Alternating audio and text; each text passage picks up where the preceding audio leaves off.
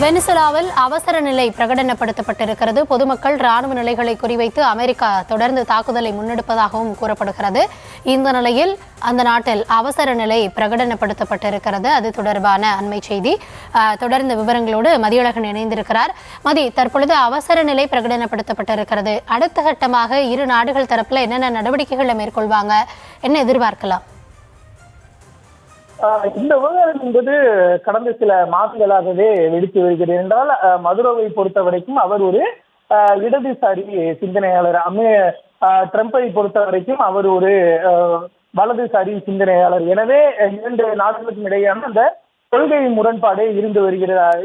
அமெரிக்காவை பொறுத்த வரைக்கும் அதிக அளவில் போதைப் பொருட்கள் நடமாட்டம் இருக்கக்கூடிய ஒரு நாடாக அறியப்படுகிறது. அதாவது அமெரிக்காவில் கடுமையான கட்டுப்பாடுகள், கடுமையான தண்டனைகள் இருந்தால் கூட அமெரிக்காவில் அந்த போதை பொருள் நடமாட்டம் என்பது மிக அதிக அளவிலேயே இருக்கிறது.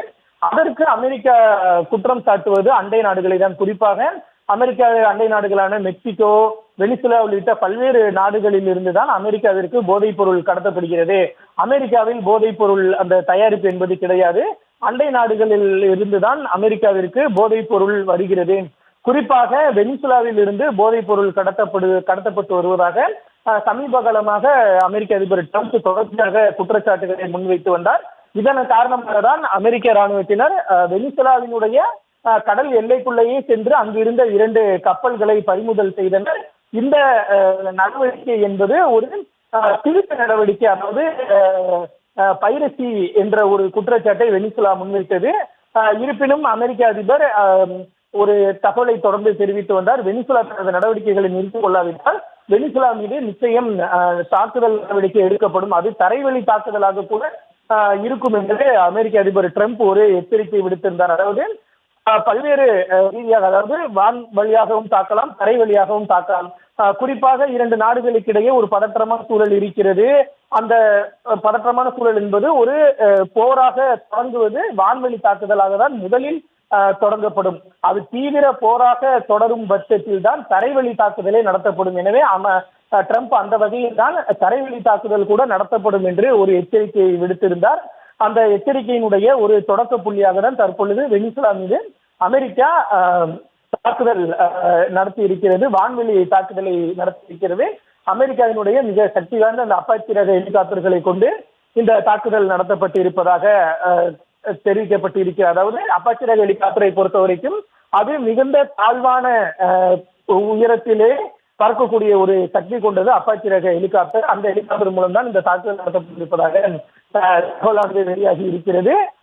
கராகஸில், அதாவது வெனிசுலாவினுடைய தலைநகர் கராகஸில் மட்டும் 7 இடங்களில் இந்த தாக்குதல் நடத்தப்பட்டிருப்பதாக தெரிவிக்கப்பட்டு இருக்கிறது. அதை தவிர மற்ற 3 மாநிலங்கள் மிராண்டா, அராகுவா மற்றும் லாகோரா ஆகிய 3 மாநிலங்கள், ஆக மொத்தம் 4 மாநிலங்களில் இந்த தாக்குதலானது நடத்தப்பட்டு இருப்பதாக தெரிவிக்கப்பட்டு இருக்கிறது. இது தொடர்பாக ஒரு 3 பக்கங்கள் கொண்ட அறிக்கையை வெனிசுலா சார்பில் அதிகாரப்பூர்வமாக வெளியிடப்பட்டு இருக்கிறது. அதில் வெனிசுலாவினுடைய எண்ணெய் மற்றும் கனிம வளங்களை கொள்ளையடிப்பதற்காகத்தான் இந்த தாக்குதல் சம்பவத்தை அமெரிக்கா நிகழ்த்தி இருப்பதாக தெரிவிக்கப்பட்டு இருக்கிறது. ஆனால் இதில் அவர்கள் வெற்றி பெற மாட்டார்கள் என்றும் வெனிசுலா சார்பில் தெரிவிக்கப்பட்டிருக்கிறது.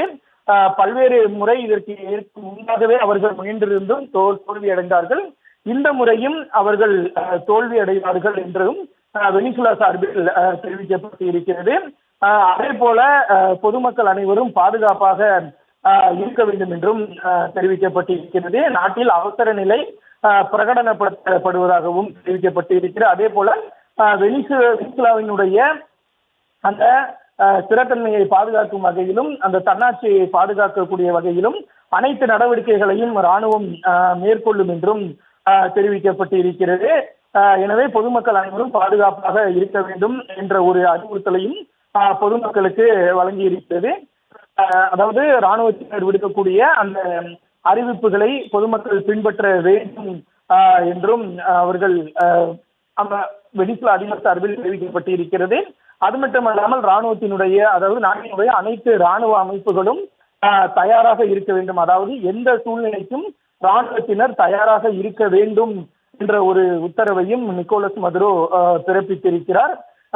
அவசர நிலை பிரகடனப்படுத்தப்பட்டிருப்பதால் பொதுமக்கள் அது சார்ந்த வழிமுறைகளை எல்லாம் பின்பற்ற வேண்டும் என்றும் அவர் உத்தரவு பிறப்பித்திருக்கிறார். அதே போல ராணுவத்தினர் தயாராக இருக்க வேண்டும், அதாவது எந்த சூழ்நிலைக்கும் அவர்கள் தயாராக இருக்க வேண்டும் என்ற ஒரு கருத்தையும் நிக்கோலஸ் மதுரோ குறிப்பிட்டு இருக்கிறார். அதே போல எத்தகைய சவால்கள் வந்தாலும் அதனை எதிர்கொள்வதற்கு தயாராக இருப்பதாகவும் தெரிவிக்கப்பட்டு இருக்கிறது.